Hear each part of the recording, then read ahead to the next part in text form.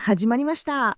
今夜も私たちのレイトナイトジャパニーズチャットの時間ですよ。はい、この番組は日本語を勉強している皆さんと一緒に日本の友達同士のリアルな会話や最近の流行を深夜の電話みたいにゆるっと共有する番組です。私たち、美咲と、のぞみがお届けします。ねえ美咲、スタバで抹茶フラペチーノ飲んだことある？あるある。美味しいよね。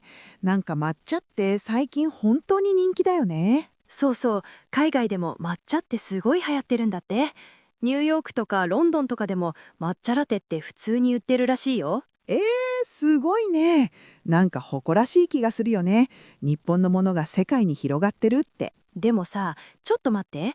抹茶フラペチーノと茶道で飲む本物の抹茶って同じものなの？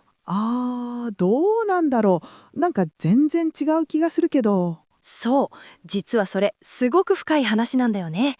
今日はそこから始めてみようよ。いいね。そもそも抹茶って何なのか、ちゃんと知らないまま飲んでたかも。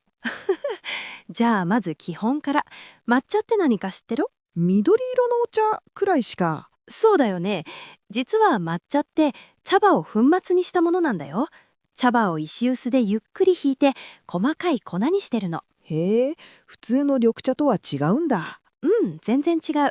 煎茶とかは茶葉にお湯を注いで成分を溶かして飲むけど、抹茶は粉末ごと全部飲んでる感じ。だから味が濃いんだ。なんかコクがあるよね。そうそう。しかも抹茶って収穫前に遮光って言ってお茶の木を覆って日光を遮るんだよ。え、なんで？そうすることで甘みが増して独特な風味になるんだって。ちょっと苦くて甘い感じはそこから来てるの。へえ、知らなかった。なんか飲み方も特別だよね。茶筅で泡立てるみたいな。そうそう、立てるって言うんだよ。お湯を注いで茶筅でシャカシャカってかき混ぜる。あの泡も美味しさの一部なんだって。じゃあ、抹茶って茶道と切り離せないものなの？そうなんだよ。抹茶の歴史って茶道の歴史とほぼイコールって言っていいかも。茶道っていつ頃からあるの？日本に抹茶が伝わったのは鎌倉時代12世紀頃。禅の僧侶が中国から持ち帰ったんだって。そんなに古いんだ。で、そこから武士の間で広がって16世紀に千利休っていう人が今の茶道の形を作ったって言われてるんだよね。千利休？なんか名前聞いたことある。有名な人なんだよね。すごく有名。茶道の精神としてわびさびっていう概念を大切にしたんだよ。シンプルで質素で、でもその中に美しさがあるみたいな。なんかいい言葉だね。わびさび。そして一期一会って言葉も茶道から来てるんだよ。この出会いは一生に一度しかない。だから大切にしなきゃって意味。わあ、お茶を一杯飲む行為にそんな深い意味があるんだね。そうなんだよ。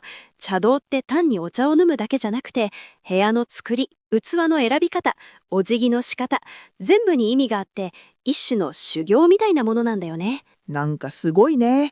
抹茶の背景にそんな文化があるとは思わなかった。でもさ、ここで面白いことを言ってもいい？何？私たち日本人って、実はあんまり抹茶を日常的に飲んでないと思うんだよね。確かに。私も本物の抹茶ちゃんと飲んだことそんなにないかも。茶道を習ってる人って日本でも実はそんなに多くないんだよね。学校の授業で一回やったことあるくらいみたいな人が多い。私も中学の授業で一回やったけど、それ以来ないな。そうだよね。大乗で飲む日本人ってどちらかというとおじいちゃんおばあちゃん世代とか茶道をちゃんとやってる人くらいかもしれない。じゃあ、普段の私たちは？普段は抹茶アイスとか抹茶ラテとか抹茶味のスイーツで親しんでる感じじゃないかな。言われてみれば、抹茶を飲むじゃなくて、抹茶を食べるの方が多いかも。そう、そこ。抹茶味スイーツっていつ頃から広がったか知ってる？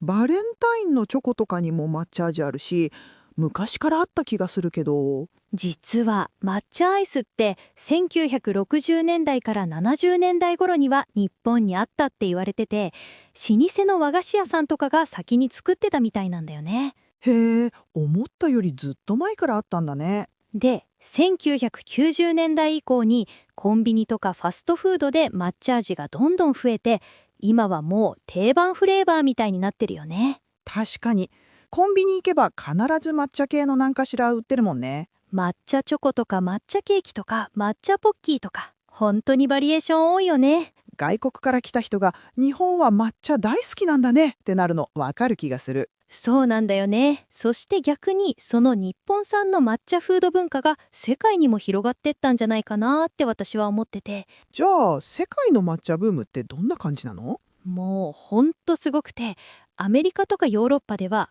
抹茶って言葉が完全に定着してて、健康食品として注目されてるんだよね。健康的なイメージ？そう。抹茶にはカテキンとかアミノ酸のテアニンが含まれてて、集中力が上がるとかカフェインの効果が穏やかに出るとかで人気になったみたい。なるほど。じゃあコーヒーの代わりに抹茶ラテみたいな感じで飲んでる人もいるんだ。そうそう。あと映えるじゃん、抹茶って。あの鮮やかな緑色。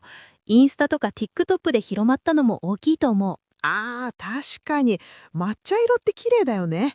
ケーキとかも見た目がおしゃれ。日本人からすると、これが海外でそんなに流行ってるのってなんかちょっと不思議な感じもするよね。わかる。日常のものが急に特別なものみたいな扱いになってる感じ。で、抹茶の話で絶対外せないのが体験としての抹茶なんだよね。体験？うん。京都とか行くと茶道体験ができるお店がたくさんあって、着物を着て畳の上に座ってお茶を自分で立てて飲むみたいな。わー、なんかいいな。日本人でも行ってみたいって思う。そうなんだよ。これって旅行に来た外国人だけじゃなくて、日本人自身も日本らしさを体験したいって行く人が増えてるんだよね。なんか自分の国のものを旅先で体験するっていうのも面白いね。うん。抹茶って飲み物というより体験の入り口になってる気がするんだよね。茶道を通してわびさびとか一期一会の精神を感じてほしいみたいな。いいこと言うね。確かに一杯のお茶に込められた意味ってただ飲むだけじゃわからないよね。今日の話まとめると、抹茶って単なる飲み物じゃなくて茶道という文化の一部で長い歴史の中で育ってきたものなんだよね。そして今は世界中に広がっていろんな形で楽しまれてる。そう。番組を聞いてくれてる皆さん、もし日本に来る機会があったら、ぜひ京都で本物の抹茶を体験してみてください。コンビニの抹茶スイーツも最高だけどね。でも本物の一杯は全然違うと思うから。あとは今日使った一期一会っていう言葉、ぜひ覚えてもらいたいな。日常会話でも使えるし、日本人が大切にしている精神がぎゅっと詰まってる言葉だから。いいね。じゃあ今日も聞いてくれてありがとうございました。また次回のエピソードでお会いしましょう。